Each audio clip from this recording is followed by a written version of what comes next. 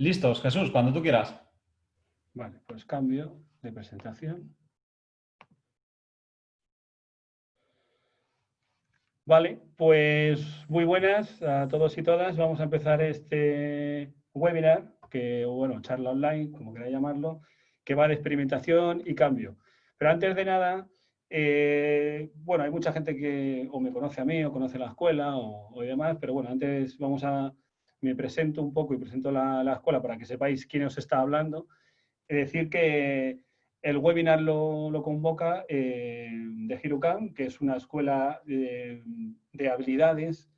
O sea, que lo que se hace en la escuela es entrenar las habilidades para el futuro del trabajo. Bueno, el futuro del trabajo, que ya es lo que tenemos hoy en día delante de nosotros y nosotras.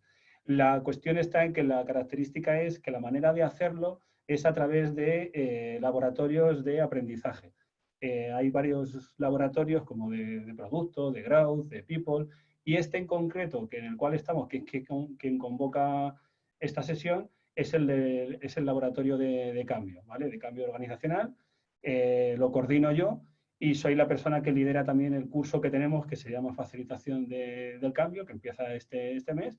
Y la idea de hoy es lo que hacemos nosotros. Nosotros lo que hacemos es entrenar a gente. Bueno, pues ahora vamos a hacer un entrenamiento online, es algo que va a ser como muy práctico. Y lo que hacemos es traer aquello que tenemos también en el curso, pero que también utilizamos con nuestros clientes cuando estamos haciendo acompañamientos de procesos de cambio en real. Mi nombre es Jesús Carreras y bueno, pues vamos para adelante. Lo que vamos a hacer es, este webinar, o sea, nosotros ya llevamos como un par de años haciendo webinars sobre cómo iniciar los cambios, qué es eso del cambio organizacional, eh, cuáles son los roles que necesitamos para hacer un cambio. Pero con este lo que queríamos era dar un paso más allá. Es decir, ya hemos hablado bastante de eso, lo tenemos en artículos y en vídeos, y lo que queremos es meternos en algo que realmente os pueda ser una herramienta o una visión que podáis llevarlo mañana mismo a vuestra organización para hacer algún tipo de experimentos. Entonces, para eso lo que vamos a hacer es hacer un pequeño recorrido sobre qué consideramos experimentación y qué es cambio y por qué esto es importante para el mundo del cambio organizacional. Os presentaremos lo que llamamos la rueda de la experimentación, que es nuestro método de cómo hacer experimentos dentro de los procesos de cambio. Y luego lo que haremos es un caso práctico, que es lo que más nos va a llevar, que va a ser bastante interactivo. Ahí está el experimento en sí, en que veremos qué hacemos con el desafío del experimento que nos viene. Crearemos hipótesis, os mostraremos un canvas de experimentos para que lo podáis llevar. Y lo que sí, os pediremos que ya sea por LinkedIn o cualquier otra forma, como queráis, darnos feedback, porfa, porque nosotros, digamos, es la energía que nos permite vivir. O sea, bebemos y comemos feedback, así que si nos lo dais, perfecto, porque eso a nosotros y nosotras nos permite como avanzar. Entonces empezamos ya, me meto directamente sobre el tema de la experimentación. Si buscáis experimentación en cualquier diccionario, realmente la experimentación tiene que ver con hacer pruebas para comprender algo que no conoces, que normalmente es algo de la realidad que te rodea. Es decir, haces pruebas para conocer algo que no conocías en ese momento. Esto no es que sea algo nuevo, es decir, en el tema de, digamos, en el mundo de los mamíferos y en concreto del ser humano, esto lo hacemos desde que nacemos, porque es nuestra forma de descubrir cosas, ¿vale? O sea, que no es ningún misterio, pero que está con nosotros y nosotras desde bien pequeñitos, y nosotros y el resto de mamíferos. Una característica del tema de la experimentación es que en el siglo XVIII, XIX, dependiendo cómo lo sigamos, pero vamos, si metemos ahí, ponemos el corte a Newton, decimos que ahí se crea, a través de la ciencia, se crea el método científico y es la primera vez que se formaliza un método de experimentación continua y muy formalizado. Y es como científico, que es, digamos, lo que sustituye digamos, al conocimiento más que vendría más del tema de lo religioso y demás. Bueno, pues eso es lo que aparece en el siglo XVIII. Nosotros nos basamos mucho en ese método científico, sobre todo en el hipotético deductivo, que es donde sale en el 19, pero también realmente la experimentación está en el resto de ámbitos de la vida. Por ejemplo, cuando hacemos investigación en ciencias sociales, en proyectos o investigaciones que son longitudinales, es decir, que duran en el tiempo. Por ejemplo, haces una encuesta que te dura 5 semanas o 6 en rellenarla, ¿no? Y que te la rellenen. Entonces, lo que hacemos son catas. Se llama cata al hecho de en mitad o a un cuarto, o sea, durante el experimento, durante la investigación, tú pruebas, vas y coges unos datos para ver cómo está yendo esa investigación. No son datos definitivos, pero te va probando, te va permitiendo ver, coger como, digamos, el termómetro. Es un termómetro de cómo va. Pero esto en la alimentación también lo hacen. Es decir, haces catas para descubrir qué es lo que te estás encontrando, qué te vas a encontrar, ¿no? O sea, al final lo que vemos es que la experimentación lo que te ayuda es a reducir la incertidumbre de lo que hay ahí fuera, de lo que no conoces. Es decir,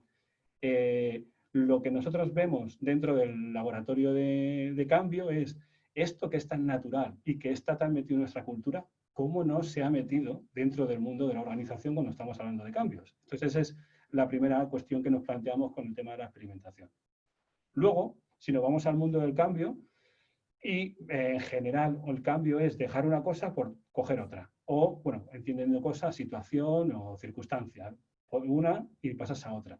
Y al igual que pasaba con la experimentación, el cambio a nivel biológico es constante. O sea, siempre nos gusta mucho, ¿no? La transformación de la mariposa, ¿no? De cómo pasa de gusano a ser mariposa y, bueno, y otro tipo de cambios a nivel biológico que hay en la naturaleza. Pero luego, a nivel del ser humano, pues tenemos los cambios que hay a nivel individual, es decir, a nivel anatómico, fisiológico, como queráis llamarlo, cambiamos, no lo mismo de 5 que de 14, que 20, que 40, que 80, y no es tampoco a nivel mental, es decir, como que estamos todo el rato cambiando como seres humanos y también, bueno, en general el ser vivo, ¿no? Pero bueno, que eso no como que lo damos por hecho, pero no nos fijamos en ello. Y esto, a nivel cultural, es lo mismo que nos pasa con lo que nos rodea. Es decir, la forma en la cual habitamos los sitios van cambiando. Es decir, no es lo mismo como eran las ciudades de los romanos que las ciudades actuales que tenemos. Es decir, ni que sean ni mejores ni peores, simplemente son sencillas, o sea, sencillamente son diferentes y la cuestión está que hay un cambio en todas ellas. Realmente lo que traemos esto del cambio es porque el cambio está aquí para permitirnos adaptarnos a las circunstancias que nos rodean, a las que vamos teniendo y nos vamos adaptando para poder tener éxito en cualquiera de los ámbitos en los cuales nos dediquemos, ¿no? Y entonces, otra vez la pregunta, si el cambio, o sea, siguiendo el dicho, ¿no? de Heráclito, de que el cambio es lo único que es constante, ¿no? La única constante que hay en la vida es el cambio, decía Heráclito. Bueno, pues es que esto es otra cosa igual de si esto es así, ¿por qué como organizaciones no estamos preparados y no lo aceptamos?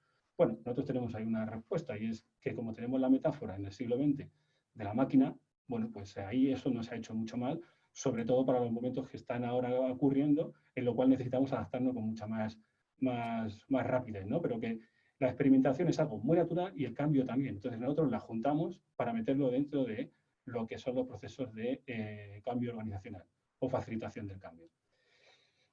¿Cómo se unen? O bueno, ¿cómo se unen estas dos cosas? Si hemos dicho que el cambio es dejar una cosa por otra, la manera de hacerlo sería metiendo la experimentación en mitad para que ese tránsito que hay de una a otra lo hagamos mediante la experimentación. Y ahí es cuando decimos que cuando el cambio conoció la experimentación, se enamoró nada más verla. O sea, es como, es que, ¿qué hacías que no estabas aquí cuando te necesitaba? Bueno, pues eso es lo que nosotros consideramos que pasa, es la relación que tiene entre el cambio y la experimentación.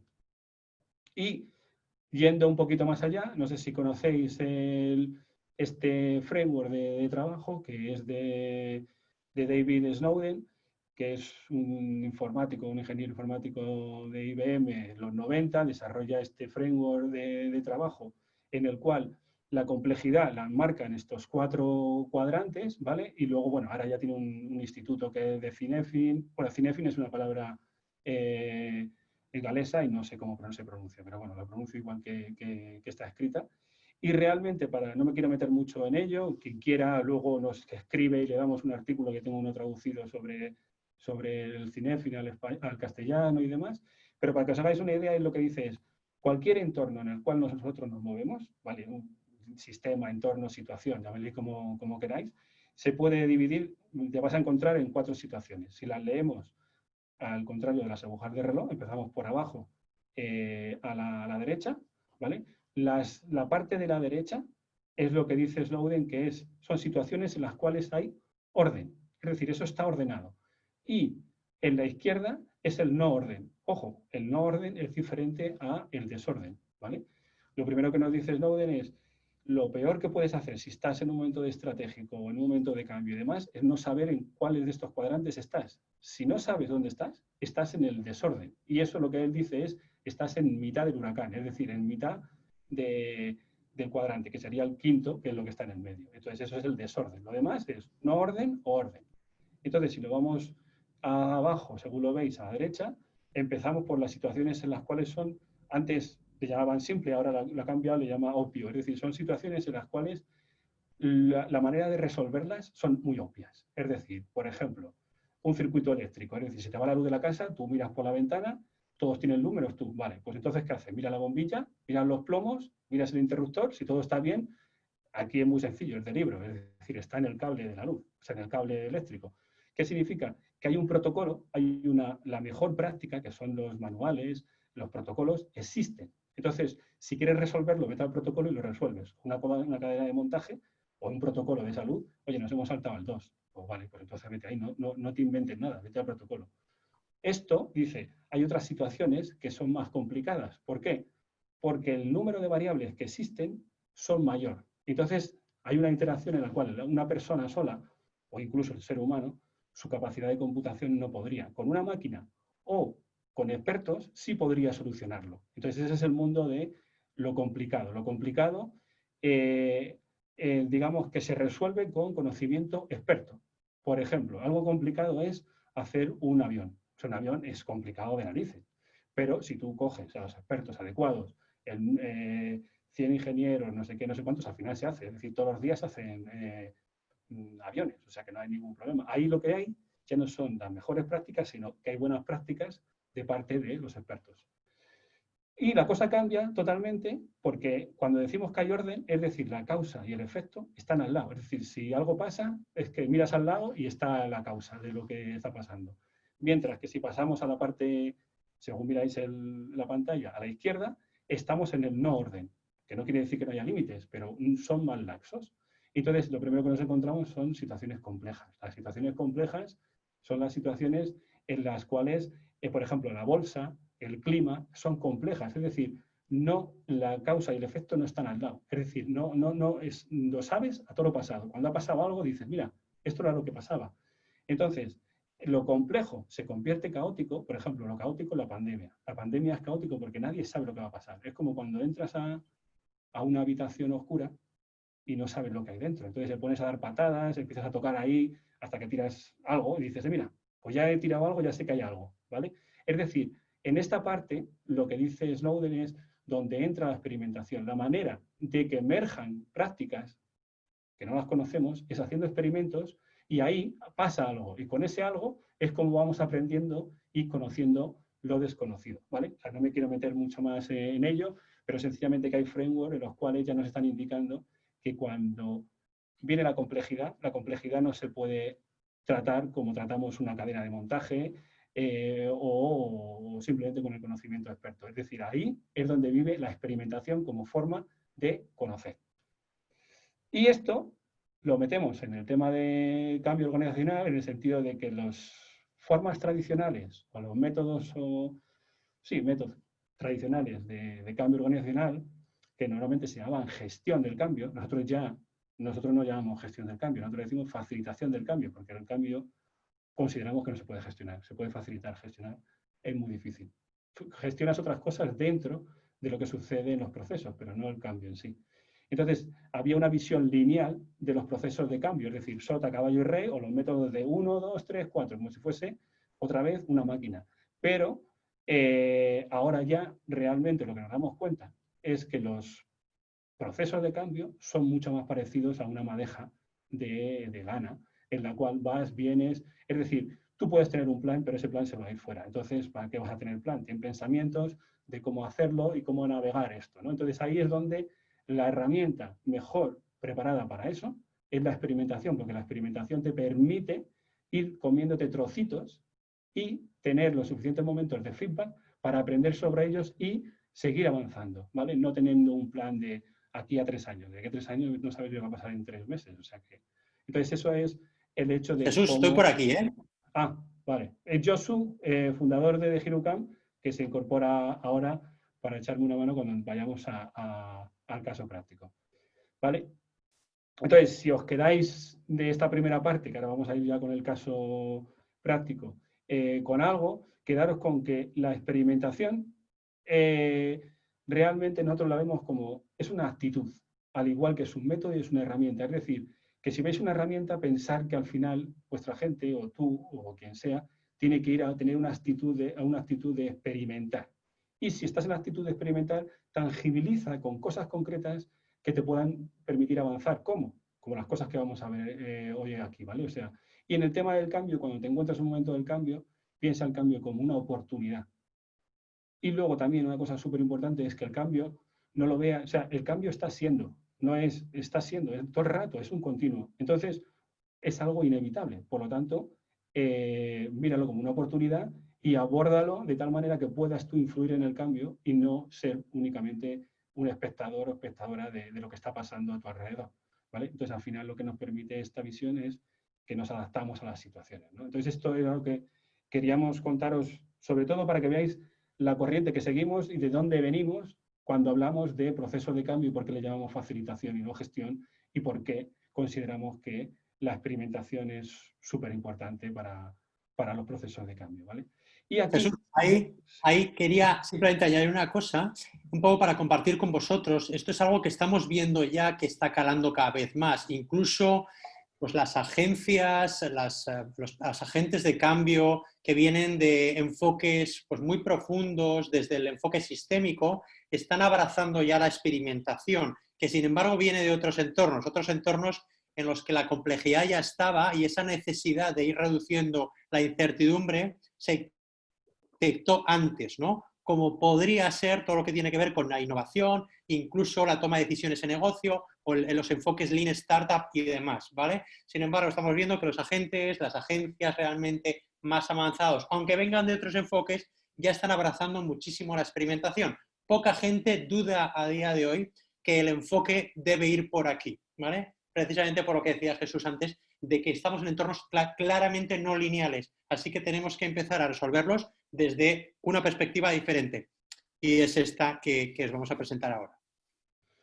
Y la idea de cómo aterrizarlo está en nuestra propuesta, por eso decíamos que todo eso en el tema del cambio organizacional, porque todo lo que tenga que ver con innovación o desarrollo y demás, sí se está metiendo. Nosotros la propuesta es que esto hay que meterlo dentro de los procesos de cambio y hemos creado la rueda de experimentación, que si os fijáis está muy inspirada en el método científico. Realmente, digamos que la construimos a partir del diseño estratégico, del diseño de producto, del desarrollo organizacional y del método científico. Entonces, eso lo que nos sale es esta rueda que tiene 5 pasos, o 5, mejor que más que 5 pasos, son 5 momentos en los cuales tienes que construir tu experimento. Uno es definir el desafío. ¿A qué llamamos esto? Cuando tú te metes en un proceso de cambio, bueno, creas la urgencia del cambio, digamos, ya estás dentro del proyecto, a nivel estratégico se ha avanzado y se han creado varias líneas de acción. Pues cuando tengas que trabajar sobre una línea de acción para avanzar en el cambio, ahí es donde entra la rueda de experimentación. Por lo tanto, lo que hacemos es definir lo que nos están pidiendo o definir muy claramente cuál es el desafío al cual tenemos que responder.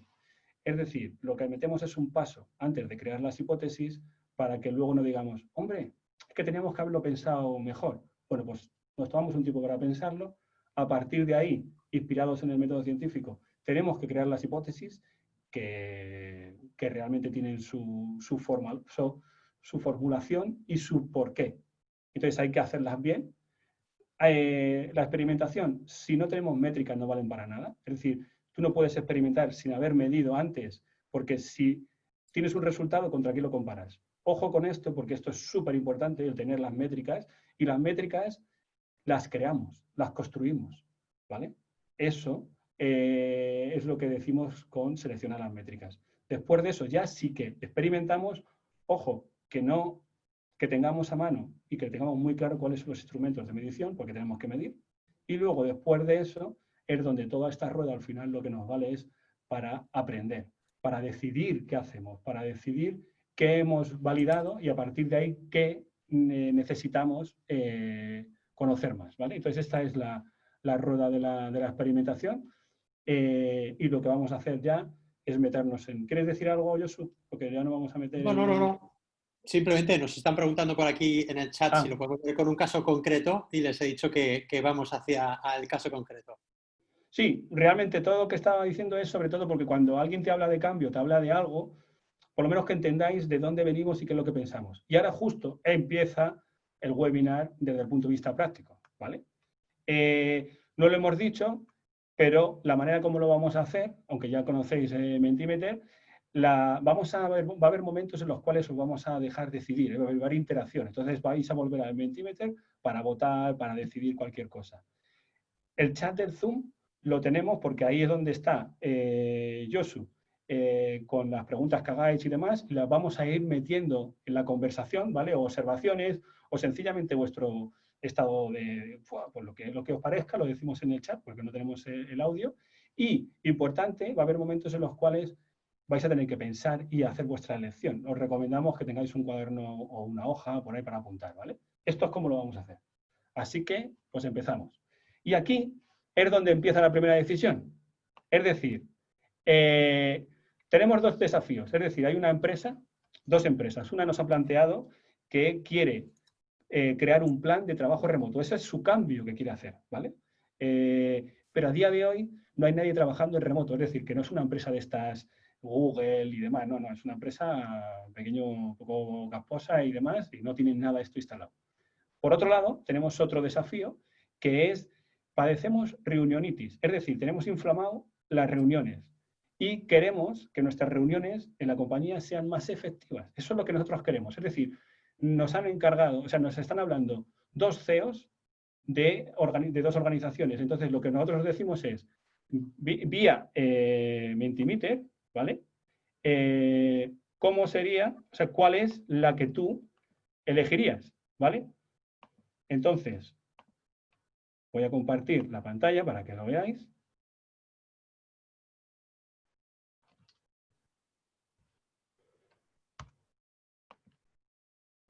Así que ahora, si os metéis en Mentimeter, votar cuál de los dos queréis que trabajemos. Es decir, cuál de los dos, el 1 o el 2, vamos a trabajar. Ya hay uno que ha dicho que el 1. Es decir, esto es lo que digáis es lo que haremos.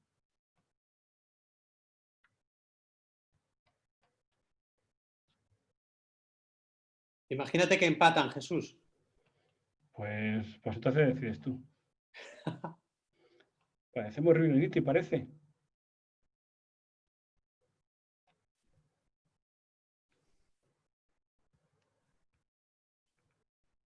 ¿Qué sabes? ¿Reunionitis?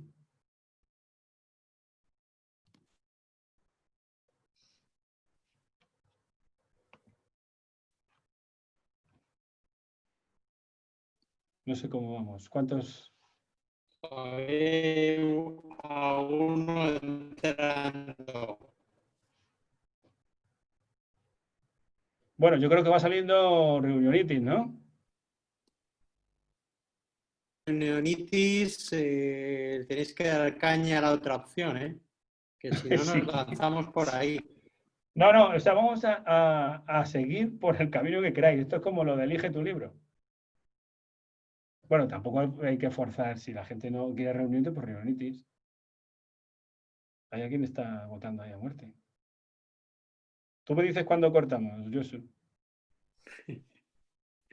Dicen algunas personas que no, que quieren votar por teléfono, ¿sabes? Nos dicen el voto. El comodín del público. No se puede, porque luego nos metemos en un lío. En todo caso, Ana Morcillo también dice que reunionitis. Ya sé que está ahí con la opción mayoritaria. Gracias, Ana. Vale, pues le damos a reuniones. Yo creo que sí, Vale. hemos ganado ahí. Muchísimas gracias a todos por la participación. Hay mucha gente por aquí, ¿eh? Guillermo, María Ángela, también María Clara ayudándonos ahí a dejarlo claro. Así que muchísimas gracias a todos. Ana le ha Venga, pues gustado que hemos elegido esa opción. A ti, gracias, Ana. reuniones, ¿no? Vamos a por ello, Jesús. Vale, pues vamos con reuniones. Bien, lo que hemos dicho es, lo primero de la rueda es definir el desafío. Vamos a ver una herramienta que viene en el diseño estratégico. Primero la explico y luego la rellenamos. Se llama mapa de retos, ¿vale? Y lo que nos va a permitir es, tú cuando te encuentres un desafío, tienes una situación inicial, la pones en el medio y la idea es preguntarle. Esto se hace con, con los stakeholders que tienen que decidir sobre el tema del cambio, ¿vale? Se hace en grupo y está facilitado. Entonces, lo que haces es pones en el medio el desafío, que es lo que vamos a hacer nosotros ahora, y a ese desafío le empiezas a preguntar ¿para qué? O sea, ¿para qué queremos hacer esto? Y sale hacia arriba una serie de opciones. Y también, luego, lo que haces es preguntar hacia abajo, ¿qué me está impidiendo hacer esto? Y sale otra serie de opciones. De tal manera que al final lo que tienes es como un árbol genealógico de tu desafío. Y para no hacerlo ahora, ya lo tengo preparado. Y el de las reuniones efectivas sería así, ¿vale? Hago un roleplay. Bien, entonces aquí estamos con las reuniones efectivas, es decir, queremos que nuestras reuniones sean efectivas para quitar la reunionitis y yo le pregunto al equipo, oye, ¿para qué queréis tener reuniones efectivas? Y entonces me dice, bueno, pues una de las cosas para las cuales queremos tener reuniones efectivas en la compañía es para tener motivadas a las personas, es decir, pierden mucho tiempo en las reuniones y vemos que hay desmotivación. Entonces consideramos que si hacemos algo con ellas, con las reuniones, vamos a motivar al personal. Y yo le sigo preguntando, oye, ¿y para qué quieres motivar a las personas? Hombre, porque yo creo que si la gente está motivada en la organización, vamos a ser una empresa en la cual la gente va a querer estar. Es decir, oye, incluso nos puede venir bien para la contratación, para decir, oye, ahí se trabaja bien. Es una cosa que influye para eso. Bien. ¿Hay alguna cosa más? Sí, las reuniones efectivas las queremos porque si mejoramos las reuniones efectivas, tendremos más, o sea, perdón, si mejoramos las reuniones, en el que sean más efectivas, tendremos más tiempo para dedicar a otras cosas. Porque los equipos siempre dicen, oye, es que tenemos muchas reuniones, no tenemos tiempo para pensar sobre ciertas cosas. Ah, pues bueno, pues creemos que por ahí también iría. Y yo le pregunto, ¿y para qué quieres dedicar más tiempo a otras cosas? Hombre, porque creo que si le dedico más tiempo a otras cosas que tengan que ver con mi servicio, no a las reuniones de estar allí juntos, que están bien, pero que no tanto, pues creemos que podemos darle, o sea, podemos mejorar nuestro producto, tendremos más excelencia en nuestro servicio. Digo, bueno, vale. O sea, como veis, sencillamente es recorrer estos caminos y no son ni buenos ni malos, son los que el equipo dice y tiene identificados. Y digo, bueno, vale, pero ahora vamos para abajo. Oye, ¿qué te está impidiendo tener reuniones efectivas? Y entonces sale uno y me dice, pues mira, ¿sabes qué, Jesús? Pues que no sabemos el impacto real que tiene en la cuenta de resultados. Como no sabemos lo que nos está impactando, pues por eso siguen siendo ineficientes, inefectivas. Ah, vale. Y le digo, bueno, ¿y qué te está impidiendo el que no sepas el impacto que tienes en los resultados? Bueno, pues que en nuestra casa, en nuestra organización, como somos de productos, somos desarrolladores de productos, si no es producto o tecnología, no prestamos atención a cualquier otra cosa. Es decir, si no hay producto o algo que es vendible, la gente no le presta atención. Entonces, eso es el motivo. Ah, vale, vale. ¿Hay alguna cosa más que te impida hacer reuniones efectivas? Sí. Mira, siempre lo hemos hecho así. Y como somos animales de costumbres, pues no lo hemos pensado de otra forma. Yo qué sé, tampoco no sé, lo hemos pensado ahora nosotros, pero realmente lo hemos hecho siempre así. Y dice, bueno, ¿y qué te impide que lo pienses de otra forma? Bueno, lo pensamos de otra forma porque como somos de producto y si no es tecnología o producto, pues no pensamos en otra cosa. Ah, vale. ¿Hay alguna otra cosa más que te impida hacer las reuniones efectivas? Y dices, bueno, sí. Mira, no tenemos el rol de facilitación, es decir, las reuniones creemos que no son efectivas porque son un pequeño caos, o bueno, tenemos nuestra forma de hacerlo, pero eso no sé. ¿Y qué te impide tener ese rol? Bueno, pues nosotros es que como somos un poquito jerárquicos, por no decir mucho, siempre que convoca la reunión, que normalmente es el líder del equipo o lo que sea, no es que tenga que ser el jefe, pero bueno, sí es alguien el que lidera el equipo, siempre tenemos la costumbre que el que la convoca es el que la lidera. Entonces ahí creo que la liamos parda, pero bueno, es nuestra forma de hacerlo. Entonces esto es los porqués no tenemos la facilitación. Si veis, ya sea esto u otro, o sea, realmente lo hemos hecho como sencillo, esto normalmente es como más grande, pero si veis, es una forma de pensar de que tu experimento, cómo puedes bajarlo a tierra, cómo puedes, de un desafío que puede ser grande, cómo puedes romperlo en trozos y pensar a ver cuál es la mejor forma de hacer el experimento. Porque si te planteas el experimento normalmente, siempre hacemos esto porque cuando te viene un desafío normalmente es muy grande o no está muy bien enfocado. Entonces creemos que hay que pensarlo. Esta es una herramienta, podéis pensarlo de cualquier otra forma, pero sí que pensar que hay que definir el desafío antes de meterte a ello. Entonces, aquí lo que os Jesús, decimos... solo quería añadir solo una cosa, simplemente complementario a lo que estás diciendo. Pensad que en el fondo lo que estamos haciendo es mapear, ¿vale? Es una forma de, más allá de que aquí hemos puesto pues, un número concreto de opciones, se puede ampliar muchísimo más, obviamente. Esto es muy interesante el hacerlo en equipo, con un cliente con el que estáis trabajando, nosotros siempre lo hacemos con las organizaciones con las que trabajamos, es una forma de ver en un tablón todas las posibilidades. En el fondo, todas estas posibilidades es una forma de ver por dónde empiezas, ¿vale? Como son conceptos, como estamos ante procesos no lineales, es difícil saber por dónde empiezas. ¿Sí? Por lo tanto, si no mapeas, es más difícil todavía, así que te puedes estar equivocando. En el fondo, recordad la madeja esa que decía Jesús, el ovillo de lana, el que veíamos antes, y de todo eso ovillo, con la complejidad que tiene, por dónde empezamos. ¿Vale? Es una forma de empezar a introducir el rigor en la experimentación. Sí, aquí hay gente que dice, pero ¿cómo sé cuál es la acertada? Mira, aquí lo que tú tienes delante son todas las personas que saben del problema, del desafío que hay que abordar. Es decir, ellos y ellas son las que saben del tema. Entonces, con una buena facilitación, haces un buen mapeo y luego lo que sí que aquí os recomiendo es que hay que separar. O sea, si veis, yo no estoy juzgando lo que me dicen. Sencillamente me preocupo que esté bien organizado, porque luego hay otra fase en la cual hay que decidir cuál, pero hay que dejar que salga todo.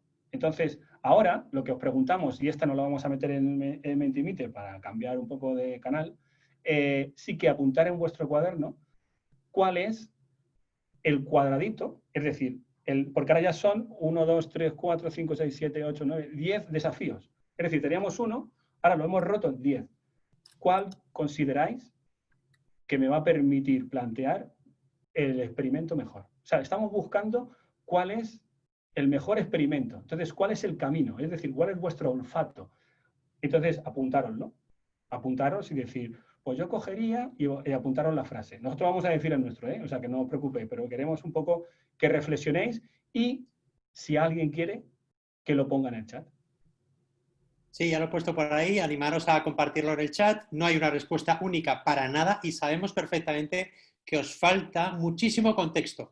Recordaros aquí que lo que pretendemos hoy es que vayáis interiorizando un proceso, una forma de enfocar este tipo de procesos, ¿vale? Más allá de encontrar la respuesta correcta. No es el objetivo de hoy, pero solo el hecho de haceros pensar y reflexionar, ese es el primer paso que nosotros recomendamos siempre en todo proceso de cambio. Este momento en el que estáis pensando, por ahí tenéis que pasar vosotros, por ahí tienen que pasar vuestros clientes cuando estáis con ellos acompañándoles, ¿vale? Solo eso es el primer paso que no hay que pasarse nunca.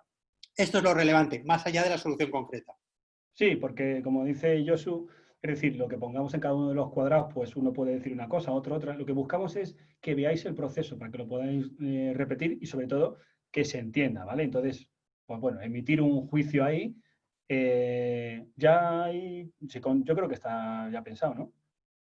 Josu, se ha caído Josu. Ya hay algunas personas, sale mucho el motivar a las personas, sale también el dedicar más tiempo a otras cosas, el líder del equipo dirige la reunión. ¿sabes? Un poco variadito, pero sale bastante el motivar a las personas y sale un par de veces. El de siempre lo hemos hecho así, Jesús. De momento es un poco lo que está saliendo. Vale, venga, Ahora pues... nos vamos a tener que mojar nosotros, Jesús. Venga, yo me mojo. Y entonces, nosotros cogeríamos, no sabemos el impacto real en la cuenta de resultados. ¿Por qué? Cuanto más arriba me vaya del mapa, del mapeo, más estratégico. Y cuanto más estratégico, más abstracto y más difícil va a ser plantear un experimento.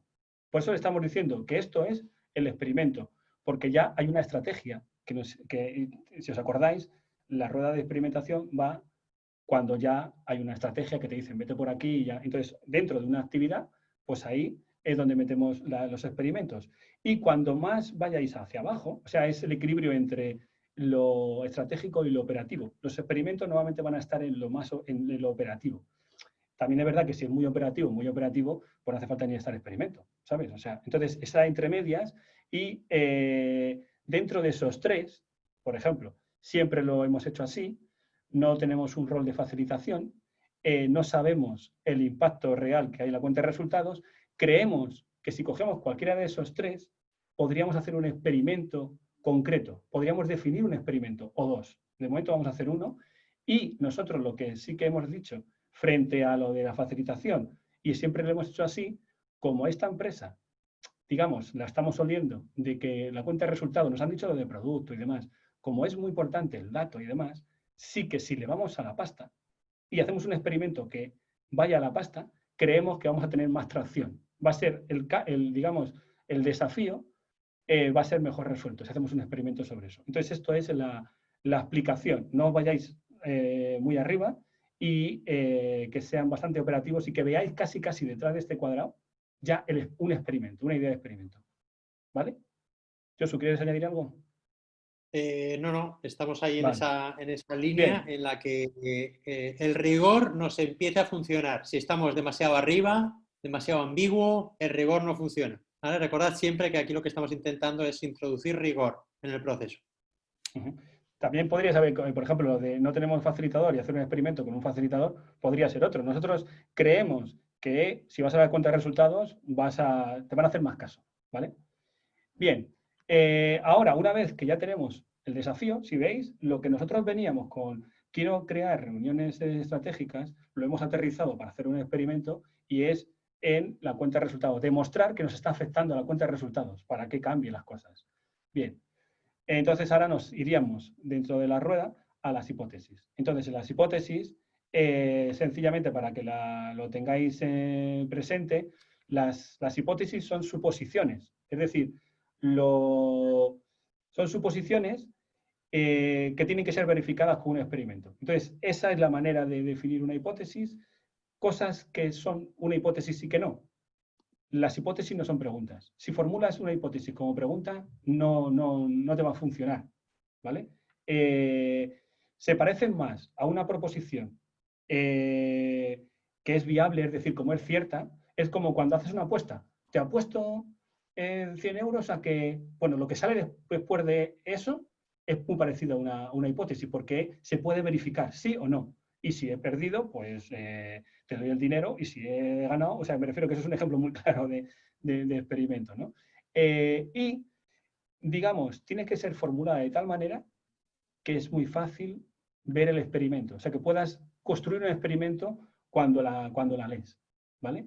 Es decir, que lo puedas contrarrestar. Entonces, esto sí que ahí pillamos, lo cogemos directamente de las hipótesis como se definen en el método científico para poder hacerlas bien, ¿vale?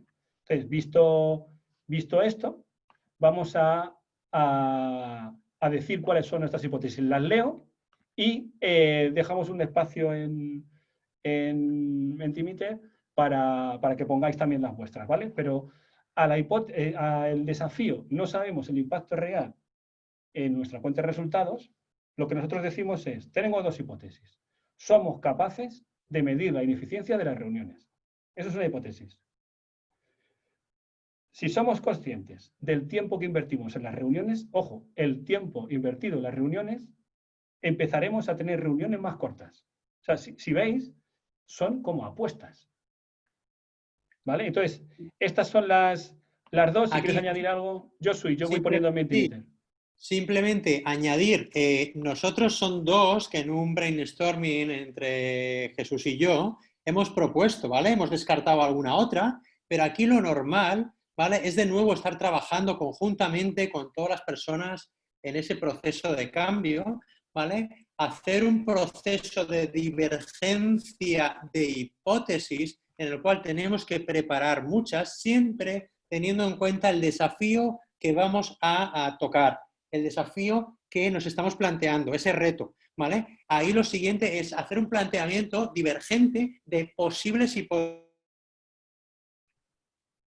Ahí te has ido, Josu. Sí, ya la conexión no ha resistido. Vale, lo que estaba comentando Josu es ir poniendo hipótesis. No se te oye bien. Jesús, te dicen que si puedes compartir el desafío por el WhatsApp. Voy a llamar a Josu, ¿vale?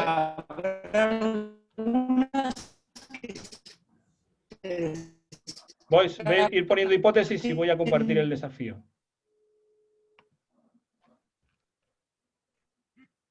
Josu, te has quedado pillado hace 30 segundos. ¿Josu?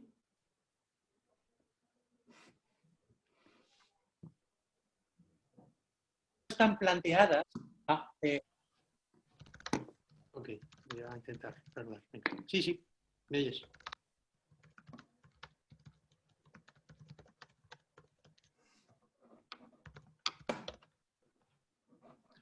Ahora, Josu, mira a ver si se oye. ¿Me oyes ahora, Jesús? Ahora Sí. perfecto.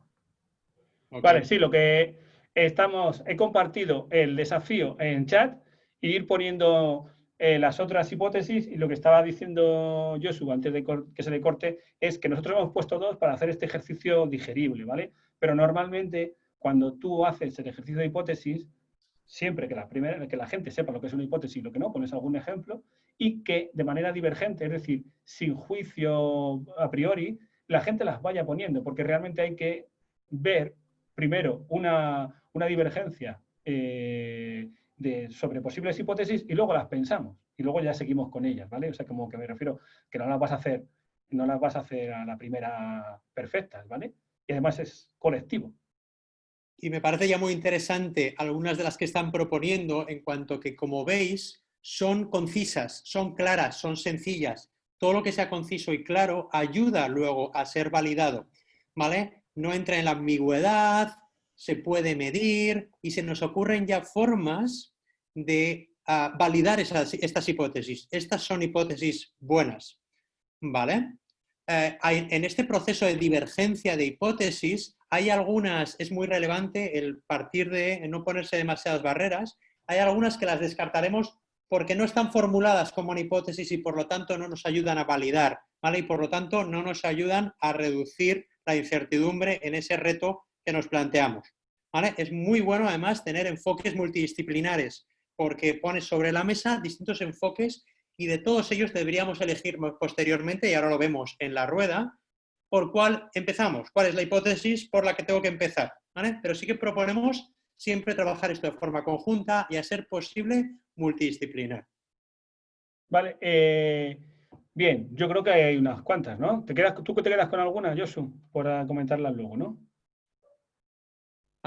Sí, yo me quedo con alguna, pero en general ya os digo un comentario de son concisas, son claras, podrían ser hipótesis, funcionan, están formuladas como hipótesis, ¿no?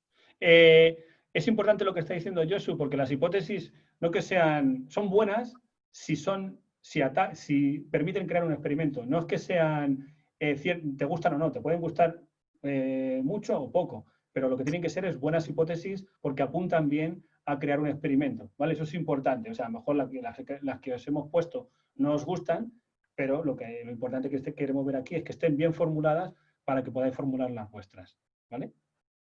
Bien, pues cambio otra vez de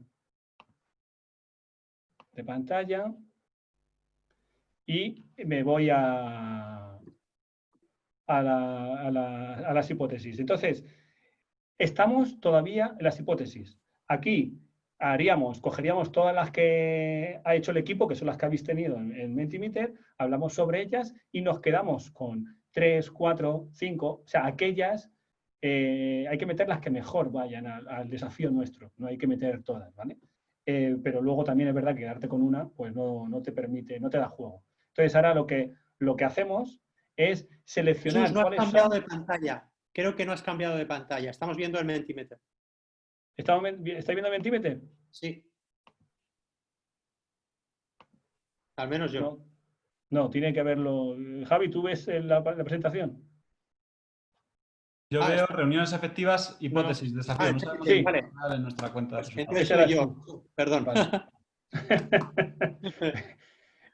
Bien, entonces, de esas hemos cogido estas dos. Imaginaos que las nuestras están con las vuestras y hemos decidido entre todos y todas coger esta. Bien.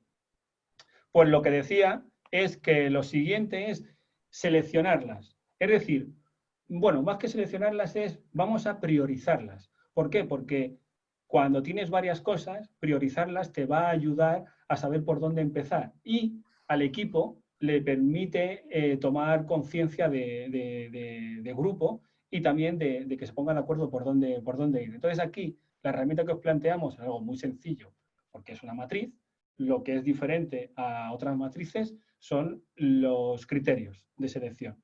Entonces, nosotros lo que hacemos es, para priorizar nuestras hipótesis, lo que hacemos es un eje vertical, que le llamamos criticidad. Y es, la validación de la hipótesis ayuda a resolver el reto, sí o no. Cuanto más ayude, más positivo es. Cuanto menos ayude, más negativo es, o sea, va hacia abajo o hacia arriba, ¿vale? Y eso es lo que, digamos, lo que sería el eje de la criticidad, que me ayude a resolver el reto. ¿Es crítico para resolver el reto? ¿Sí o no?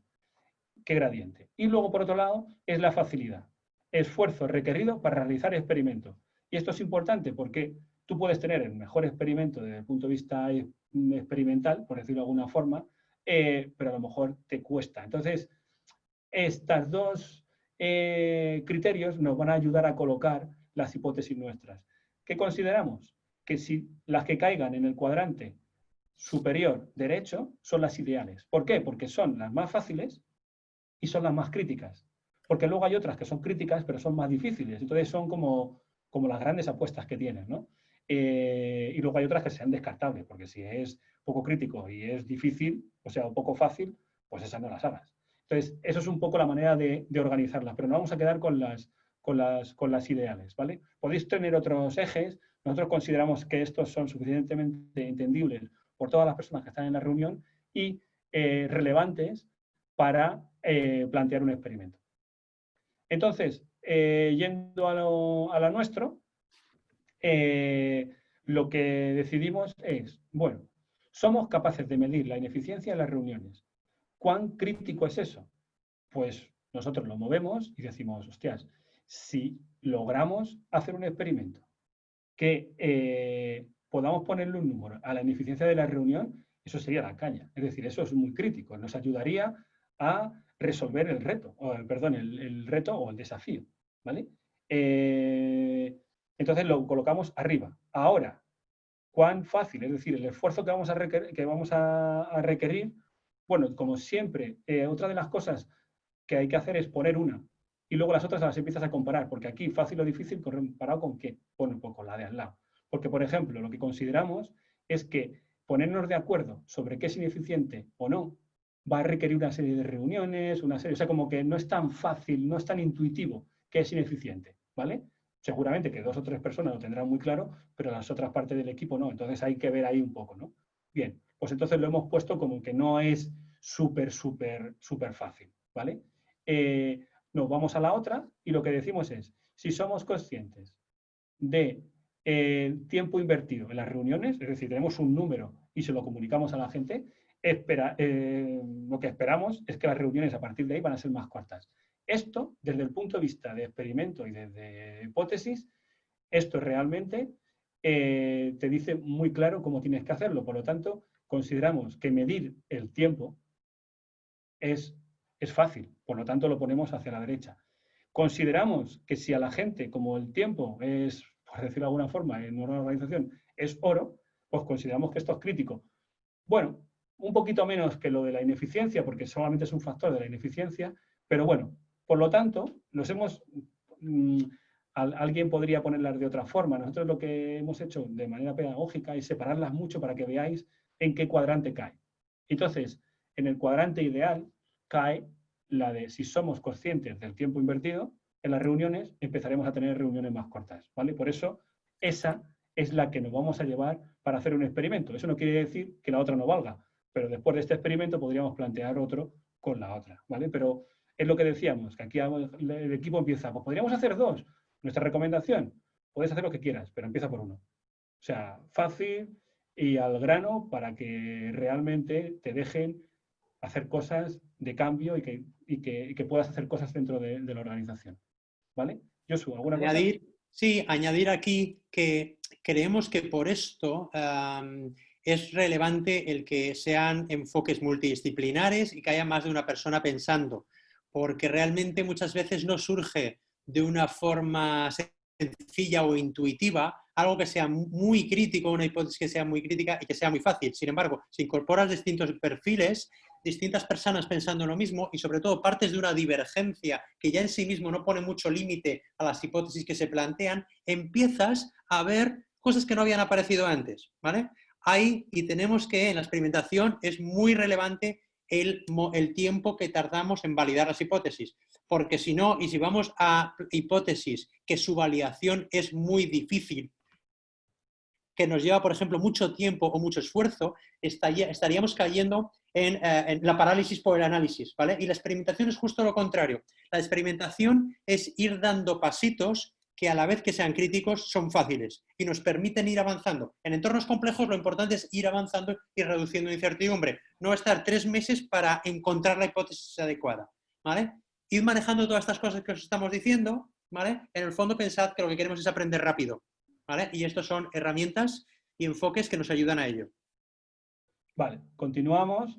Y ahora, una vez que ya tenemos las hipótesis, ¿vale? Porque sí que es verdad que varias hipótesis pueden construir un experimento. Lo que hay que tener cuidado es que no te hagas truco y dos sean como que tienes que ser un experimento, no que haya dos dentro de uno, que te hagas trampas. No te hagas trampas, ¿vale? Entonces aquí decidimos que lo de medir el tiempo es sobre lo que queremos validar esa hipótesis, lo del tema del tiempo. Entonces, para ello, os presentamos una ficha de experimentos, que sería como lo que llamamos el Canvas, y lo que dice es, el primer cuadrado define qué es lo que quieres validar. Pon tu hipótesis, nosotros ya la tenemos, entonces la vamos a colocar ahí. Luego, el siguiente cuadrado es, describe en qué va a consistir el experimento. Pues voy a coger a 3 personas, las voy a poner durante 2 meses a trabajar, a medir reuniones y luego no sé qué. O sea, como que describas exactamente qué es lo que quieres hacer. Por lo menos que tengamos una idea de qué me estás pidiendo para si te puedo pedir permiso o no, o para ver si estamos de acuerdo o no y como equipo lo podamos decidir. Importante, y lo separamos de lo anterior, aunque va junto, es qué métrica vas a utilizar. Es decir, como decíamos, que no hay experimentos sin métrica, pues defínemelo. Voy a utilizar el tiempo. No, voy a utilizar el número de personas, voy a utilizar el índice de satisfacción, lo que sea, hay que definirlo. Y, por último, es a qué vas a conseguir éxito. Porque esto es súper importante, que hay gente que no lo define y es, bueno, pues dice, no, es si subimos un punto más del índice de satisfacción. Si, por ejemplo, hay un brand de éxito muy conocido dentro del mundo del cambio, cuando haces cambio, que es si ahora mismo en este proyecto de innovación hay 5 personas, lo que consideramos es que si hay 6 dentro de un mes, ya es un éxito. Si hay 10, es decir, el número de personas que participan en algo diferente. Eso, por ejemplo, es una métrica que se utiliza bastante en temas de cambio, el número de personas que logras movilizar con cosas con acciones o actividades dentro de los procesos de cambio, ¿vale? Entonces, aquí digo el nuestro, ¿vale? Y luego abro el Mentimeter, o sea, iros apuntando si consideraríais que haríais otros experimentos, ¿vale? La hipótesis sigue siendo la misma. Si somos conscientes del tiempo invertido en reuniones, empezaremos a tener reuniones más cortas, ¿vale? ¿qué vamos a hacer? Bueno, lo que vamos a hacer es, vamos a coger un grupo de control, es decir, unos que van a hacer el experimento, luego el resto de gente no lo va a hacer, y lo que van a hacer son 6 líderes de equipo. Es decir, todos estos que decíamos que lideran y que facilitan. Bueno, pues lo que vamos a hacer es, primero, medir el tiempo que actualmente tienen las reuniones, ¿vale? Y luego lo que vamos a hacer es, durante 2 semanas, que medirlo, o sea, como me refiero como que se reduzca. Y luego lo que vamos a hacer es comunicárselo y a ver qué pasa si en las siguientes reuniones lo medimos de nuevo a ver si influye o no, ¿vale? Aquí tenemos un truco, bueno, un truco, sino que lo que hacemos es como ser muy radicales. Es decir, nosotros vamos a medir cómo lo hacen, ¿vale? Se lo vamos a dar, ¿vale? Le vamos a decir, estás tardando tanto, y no vamos a decirle nada de lo que tienen que hacer. Y luego lo medimos, porque lo que no hemos dicho dentro del experimento es que nosotros le vamos a decir cómo tienen que hacerlo, ¿vale? Hemos sido muy radicales pedagógicamente para que veáis que así se tendría que plantear un experimento, no para no pervertirlo en mitad del experimento. La métrica utilizada va a ser el tiempo que invertimos en las reuniones, que se invierte en las reuniones. Y lo que vamos a considerar es que si en la segunda medición que hagamos se reduce en un 20%, es un éxito, ¿vale? Y ese sería nuestro experimento. Es decir, simplemente medir lo que hacen, decírselo, para que sean conscientes y que digan, hostias, estamos tardando mucho. A ver si solamente con esa información ya lo reducen, sin hacer nada más, ¿vale? Ese es nuestro experimento. Pues pongo Mentimeter.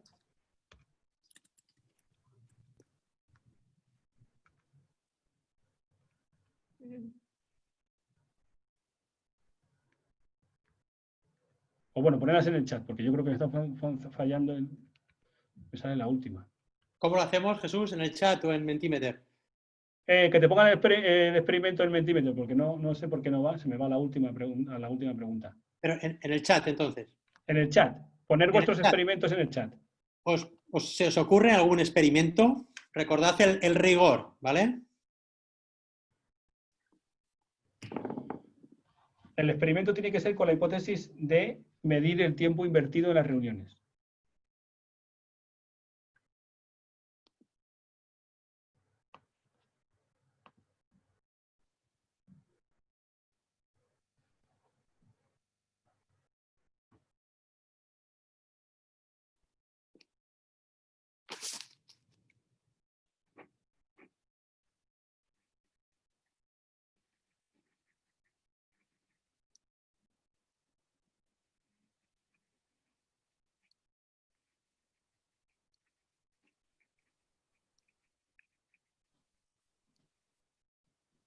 ¿Vale? ¿Tenéis alguno más? ¿Algún experimento? Nosotros recomendamos ahí siempre el utilizar esos enfoques multidisciplinares desde el principio hasta el final, ¿no? Utilizamos además en los grupos que hacemos tanto en el curso, ¿no?, de facilitadores de procesos de cambio, como cuando estamos trabajando con clientes, lo que intentamos es que haya distintos grupos pensándolo en paralelo y retando, ¿no? Digamos que muchas veces lo que hacemos es cuando se plantea una hipótesis o cuando se plantea un experimento, lo que hacemos es que el que lo plantea, ¿vale?, luego hay otra persona que viene y lo reta diciendo, oye, ¿aporta suficiente rigor? ¿Nos ayuda a tomar decisiones? ¿La métrica es buena y además la podemos medir? ¿Veis? O sea, en el fondo hay que retarlo, porque no es fácil, ¿vale? Especialmente las primeras veces, pero hay muchas formas de plantearlo, lo que no podemos perder nunca es el rigor. Sí, aquí realmente, por ejemplo, lo que está diciendo Jorge de un feedback para que se ajuste el tiempo a la reunión, al contenido de la misma.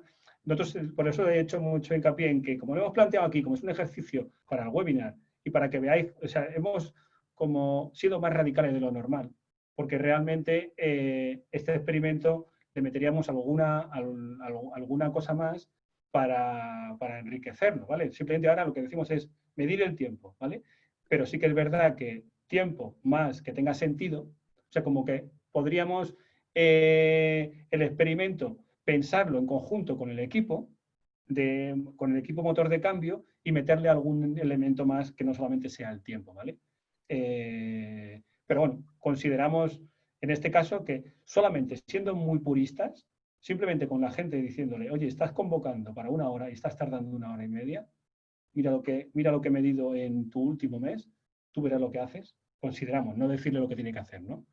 Pero bueno. Jesús, también nos están proponiendo algunas que pueden ser muy interesantes, ¿vale? O sea, hay personas que lo que nos aportan son quizás planteamientos diferentes porque aportan distintas hipótesis que llevarán a distintos experimentos, pero sin embargo, Lander, en aras del rigor, ¿no? Lo que plantea es hacer como 2 grupos, ¿no? Esto siempre es científico, ¿vale? Un grupo de control que le aplicamos una serie de contextos determinados, ¿vale? Se mide, por ejemplo, y se les comunica cuánto tiempo tardan y otros que no. Esto es muy, muy interesante, ¿vale? Porque ahí estamos ya aplicando rigor y lo que estamos viendo realmente no tomamos decisiones a priorísticas sin información, sino que intentamos separar y ver, ¿vale? De alguna forma pensar que nosotros nos estamos volviendo científicos y las decisiones que tomamos tienen que estar basadas en algo fundamental, porque si no estaríamos avanzando como con pies de barro, ¿vale? Todo lo que sea separar e introducir grupos de control nos ayuda a introducir rigor, con lo cual muy, muy interesante. Sí, por eso comentábamos, siempre lo planteamos con grupos de control, es decir, solamente lo hacemos con un grupo. Es decir, el resto de gente, por eso decíamos, es una organización en la cual puede haber como 40 líderes de equipo. Aquí lo que decimos es, cogemos a 6, solamente se lo contamos a ellos, el resto lo sigue haciendo y solamente intervenimos con ellos. Incluso podrías coger 2 y decirle cosas diferentes si tu hipótesis lo requiere, ¿vale? Como cuando en un estudio, pues a uno le dices una cosa y a otro le das un placebo. Pues cosas así se podrían plantear. La cuestión está en plantear bien un experimento, tener la métrica al inicio, como hemos dicho antes, es mide antes, porque si no luego no sabes contra qué vas a contrastar. Lo bueno que tiene el experimento es que automáticamente convence mucha gente, porque como estamos en una sociedad del número, pues esto es muy, muy de la sociedad actual. Es decir, funciona muy bien, porque no dejamos de estar en una sociedad dominada por la ciencia. Vale, pues estamos, yo creo que... Simplemente agradecer a todas las personas que están poniendo opciones. Os agradecemos un montón, Patricia, Marcial, Mari. Hay muchas opciones. Lo que queríamos hoy es haceros reflexionar, no encontrar la perfecta, sino haceros pasar por este paso, ¿no? O sea, pensad que aquí hay opciones, tenéis que pensarlo, ¿no? ¿Cuál sería una buena forma de aplicar rigor? ¿Cuál sería un buen experimento? ¿Y cuáles son otros que descartamos? ¿Vale? Esto es lo que queríamos, más allá de encontrar la opción correcta, que dediquéis tiempo a esto es lo que nos permite pasar al siguiente nivel, ¿vale? En reducción de incertidumbre. Vale, pues realmente esto era lo que queríamos compartir con vosotros y con vosotras, es decir, este trozo de proceso que nosotros hacemos que normalmente lleva su tiempo, es decir, esto no se hace en un día, hay que plantearlas, trabajas con el equipo, o sea, bueno, como cualquier otro tipo de actividad dentro de un proceso de cambio. Y si tuvieseis que llevaros algo, aparte de lo que hemos dicho al inicio, consideramos que cuando estamos en cambio, os recomendamos que hay que tomar, o sea, la perspectiva de lo experimental, es experimentar con temas de cambio, al igual que experimentamos con productos, hay que incluirlo en los procesos de cambio. Eso es algo que las organizaciones tienen que tomarlo y tienen que hacerlo, ya sea con alguien externo que le ayude o propiamente con alguien de dentro, ¿no?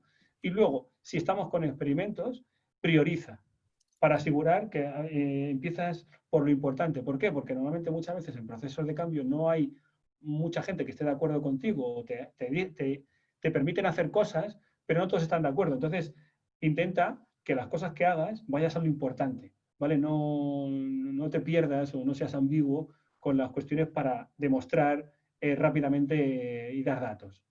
Y luego, por otro lado, sin rigor no hay experimentación. Es decir, crea tus hipótesis, toma datos, sé riguroso, porque puede ser que no estén de acuerdo con cómo está planteado, pero que nadie ponga en duda de que no hay rigor detrás de ese experimento. Eso es un poco lo que os queremos lanzar, aparte de lo de la actitud que hay que tener a la hora de experimentar y que el cambio, lo que hay que hacer es manejar, o sea, como dirigir el cambio de alguna forma, influir en el cambio, mejor dicho, y no quedarte pasivo, porque el cambio siempre sucede.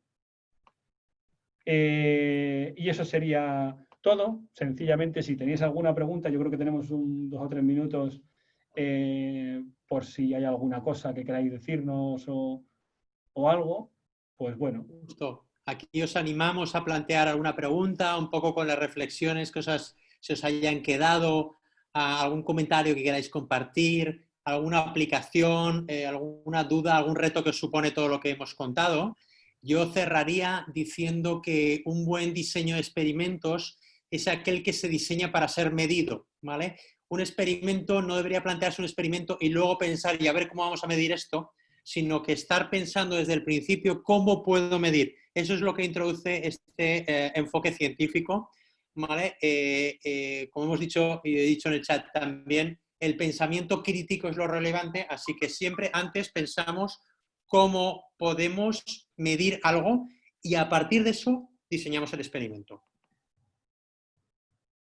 Pues nada, pues ahora sí, ¿cómo? No sé si tenemos alguna pregunta. Si queréis en el chat poner preguntas, si no, metís en Mentimeter y nos decís cómo os vais de esta reunión o qué te llevas, no sé, cualquier cosa que nos queráis decir y ya con esto cerramos. Agradeceros a todos y todas de vuestro tiempo. No tenemos más porque tampoco queremos alargarlo más. El vídeo estará en el canal de YouTube. Iniciamos el curso de facilitación el fin de la última semana de este mes y nada, y ya sabéis quiénes somos y dónde estamos. Así que nos seguiremos viendo en los siguientes webinars.